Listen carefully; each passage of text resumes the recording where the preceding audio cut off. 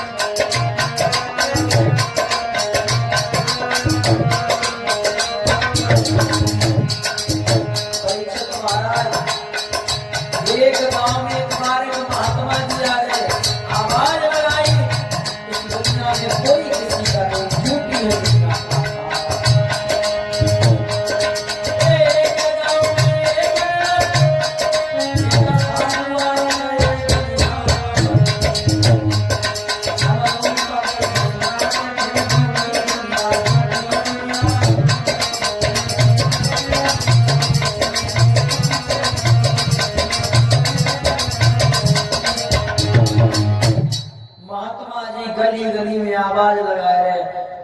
देखिए गांव के लोगों, कोई किसी का नहीं है, सारी दुनिया झूठी है, मतलब की दुनिया है। इसलिए भगवान का भजन करो, भगवान का भजन करने में ही कल्याण है। एक जवान नौजवान लड़का निकल के आओ, जब बात गई हमें जमानो पर जो बबुआ सरी हुई हो।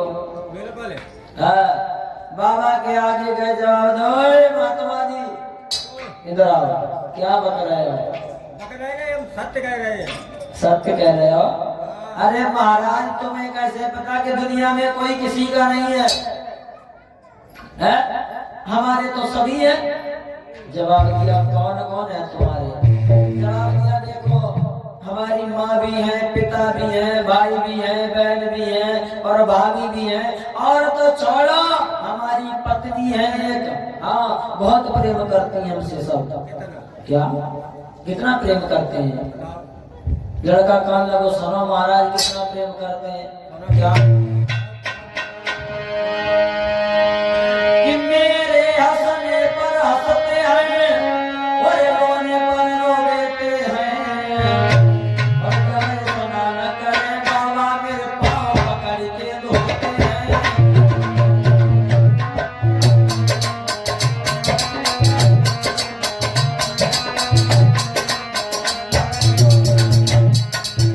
विचार करना, हमारे पिता तो बुजुर्ग लोग रहते हैं और परिचय हमारा पहुंच जाता है तो रोज 10-20 लीटर गाय कुंटल खाए, 2-4 कुंटल दूध में पकड़ो।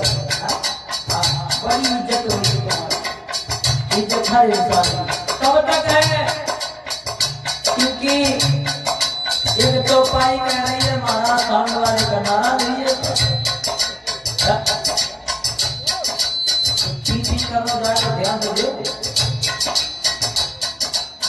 दुनिया में एक चौपाई आई कि बाप बड़ो ना भैया और सबसे बड़ो रुपया।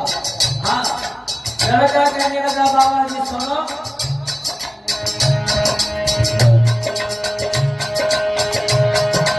मेरे हंसने पर हंसते हैं,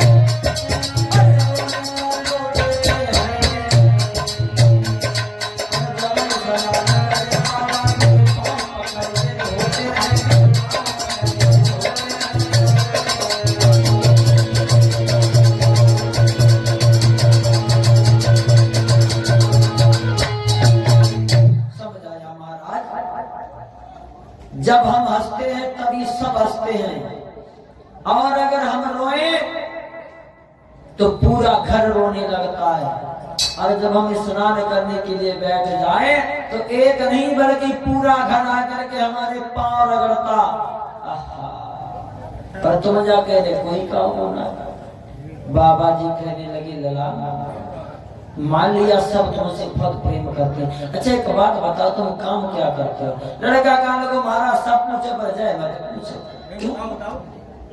बताओ बेटा क्या काम करते? जवाब दो महाराज, सारे दिन तो परे परे घर में सो से आते हैं, हाँ, और शाम को खाना खाओ और भैया कलेश बांधो ऐसे मुड़े ठो और उठाई अपनी दुनाला बंदूक और जाकर के मर्जी होता उसी चौराहे पे खड़े हो जाते हैं महाराज। और 2-4 मोटरसाइकिल वाले लूटे, जैसे दूधिया भैया ने काम लेट आऊं रात में 10-11 बज जाता। हाँ, दूधिया जैसे 2-4 आदमी लूटे और घरे आए। बाबा जी कहने लगे लला बस इसीलिए सब प्यार करते हैं तुमसे। क्यों? क्योंकि अकेले पाप तुम कमाते हो, धन दौलत लेकर के आते हो और मौज सब उड़ाते हैं, बस इसीलिए सब प्रेम करते हैं। क्या लला तुम एक काम करो, कहिए। देखो तुम्हारे गांव के पास में ही हमारा आश्रम है, ज्यादा नहीं तुम 8 दिन के लिए हमारे आश्रम पे रुक जाओ। अच्छा हाँ, उसके बाद तुम अपने घर चले आना, फिर देख लेना कि दुनिया में कौन किसका है। लड़का कहने लगो महाराज जा कौन सी बड़ी बात है, 8 दिन ना 10 दिन रुके जाए, ठीक है। लड़का घर पे गया, जवाब दिया देखिए हम किसी कार्य से बाहर जा रहे हैं, हमें समय लग जाएगा कम से कम 8 से 10 दिन, तब आप आएंगे घर पे। घर वालों ने कह दिया कोई बात नहीं। लड़ा गया बाबा जी के आश्रम पे, बाबा जी ने देखा आ गए, हाँ कोई बात नहीं। अब महाराज ने क्या किया, बाबा जी ने उस लला को प्राणायाम विद्या सिखाना शुरू कर दिया। परीक्षक महाराज प्राणायाम विद्या सिखाना स्टार्ट कर दिया, यानी कि सांस को ब्रह्मांड में खींच लेना और मुर्दे के भांति जमीन पर पड़े रहना घंटों तक। जब 8 दिन व्यतीत हुए, लड़का कम से कम 3 घंटे तक अपनी सांस को ब्रह्मांड में रोकने लगा, तब बाबा जी ने जवाब तक कही लला अब तुम एक काम करो, अपने घर पे जाओ और घर पे जाना अपनी पत्नी से कहना कि हमारी बहुत हार्दिक इच्छा है, तुम ऐसा करो थोड़ी खीर बनाओ और हम खीर खाएंगे। और खीर खाना, उसके बाद में रसोई से बाहर निकलना, इधर उधर डगमग पैर डालना और पछाड़ खाकर जमीन पे गिर जाना। महाराज फिर मुर्दे की भांति पड़े रहना, उसके बाद तुम देख लेना कौन किसका है। दिला कहने लगे महाराज ऐसा हुए तो फिर घर वाली फूक फांकते। जवाब दिया ना बेटा, तब तक हम आ जाएंगे, हम तुम्हें बचा लेंगे, तुम जाओ जाकर के इतना काम करो। लड़का कहने लगा ठीक है। लड़का घर पे आया, अपनी पत्नी को जवाब दिया देखिए प्यारी, बड़े दिन बाद हम लौट करके आए और हमारी बहुत हार्दिक इच्छा है, तुम ऐसा करो थोड़ी खीर बनाओ, हम खीर खाएंगे। पत्नी कहने लगी ठीक है महाराज। खीर बनाई, रसोई में बैठा करके अपने पति को खीर खवाई, बड़े प्यार से अपने अपनाए खाई। पतिव्रता की बात। हाँ, पति ने खीर खाई और रसोई घर से बाहर निकले, आंगन में डगमग भय और पछाड़ खाकर जमीन पे गिर गए। जोई में गिरे सोई पत्नी निकल के आई, आहा नवज को पकड़ा, हमें जब मालूम पति जी तुम मरी है। सोचने लगी महाराज बजे मरिए, हम रोए। फिर मन में विचार आया अगर भैया हम अभी से रोए पति तमुना जिंदा हो जाएंगे, परीक्षा तुम्हारा, और अगर थोड़ी देर में रोए जो जिंदा तमुना हो जाएंगे।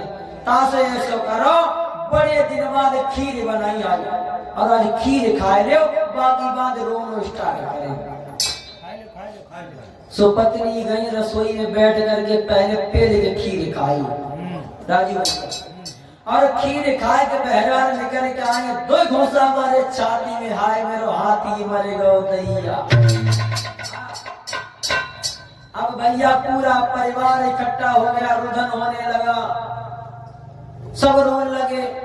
कोई जाए तो कह रहा है कि अब तुम मरी है तो शॉपिंग कौन कर रहा है, भाभी कह रहे हैं साड़ियां कौन ले, यानी कि सब अपनी अपनी फरमाइश कर रहे। लड़का पड़ा सौदा कह रहा ठीक बाबा जी कह रहे थे, कोई किसी का नहीं, सब मतलब के साथ ही है। भैया उसी समय गांव के लोगों ने जवाब दिया देखो सूर्यास्त होने के लिए जा रहा है, और सूर्यास्त के बाद में मुर्दा को जलाया नहीं जाता।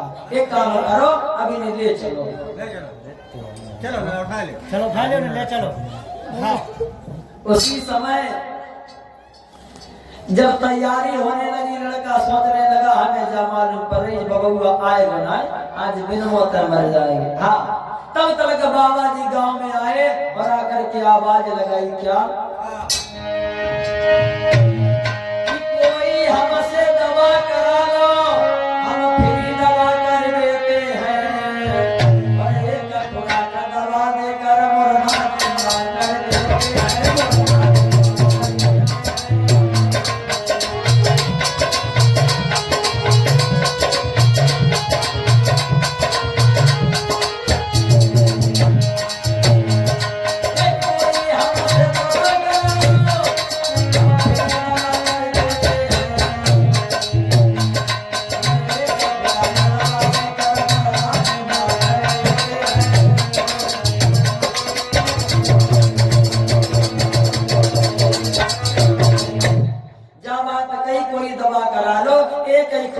मुर्दा कर देते हैं। गांव वाले लोग भजन बजाए जब आओ तो बाबा जी रुक जाओ हमारे गांव में एक बहुत अच्छा लड़का था बहुत पैसा पैदा करता था पता नहीं क्या हो गया। हाँ अब समात खत्म हो गया चलो उसे जिंदा कर दो। बाबा जी ने कहा ठीक। बाबा जी आए गांव वालों ने जवाब दिया हट जाओ रोना धोना बंद करो अभी ले जिंदा है। बाबा जी पास में पहुंचे जवाब दिया एक काम करो एक बेला में दूध लेके आओ। दूध मंगवाया दूधिया और बाबा जी ने सबकी नजर को छिपा करके उसमें थोड़ी सी रक्षा डाली और सबके सामने उंगली से घोली। जवाब दिया किसी ने देखा हमने इसमें क्या मिलाया। गांव वाले कहने लगे महाराज ये तो नहीं पता क्या मिलाया मगर मिलाया। जवाब दिया हमने इसमें मिलाया है जहर जहर। हाँ और जो भी इस दूध को पी लेगा वो मर जाएगा और उनके बदले में जो लड़ा जिंदा हो जाएंगे। अब तो भैया सबको मखिया हाँ सब पीछे कट गए। बाबा जी ने जवाब दिया लला की माता को बुलाया जाए। माता जी आई माता को समझाया देखो माता निर्माता भगवत माँ की ऐसी आत्मा हुआ करती है अपने पुत्र के लिए अपनी संतान के लिए अपने प्राणों को निछावर कर देती है। तुम एक काम करो भैया जा दूध को पी लो तुम मर जाओगे तुम्हारे बंदे जी लड़ा जिंदा हो जाएंगे। अम्मा कहने लगी बाबा जी हम जा सोचेंगे कि हमारे चार नाजे तीन ये सही।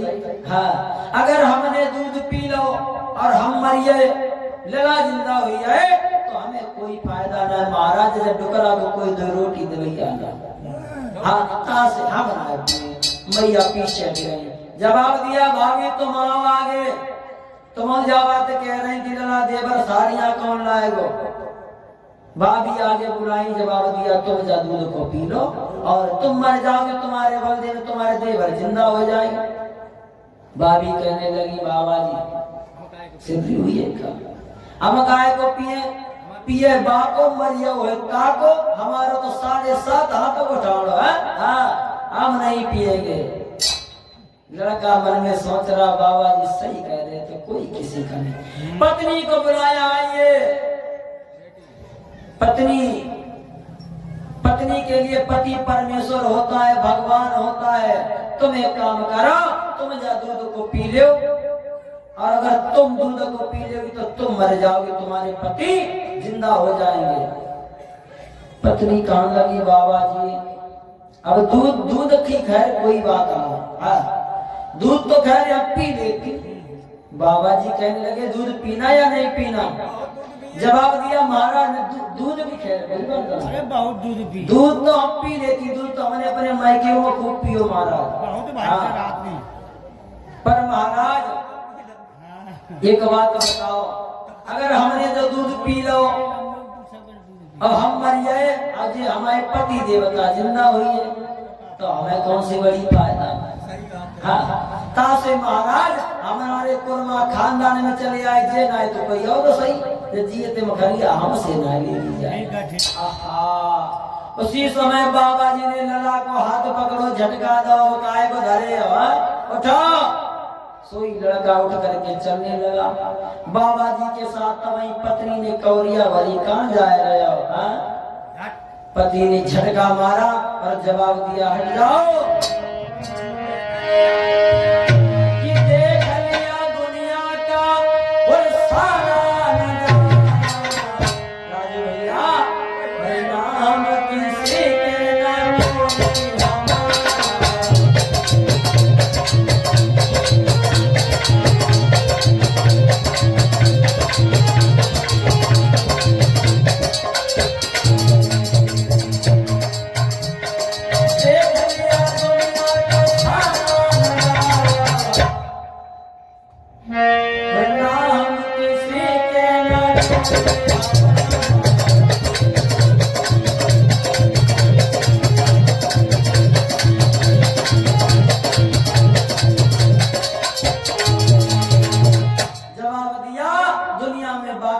कोई किसी का नहीं है। लड़का बाबा जी के साथ में जाकर के चेला बन गया, महात्मा बन करके जीवन व्यतीत करने लगा।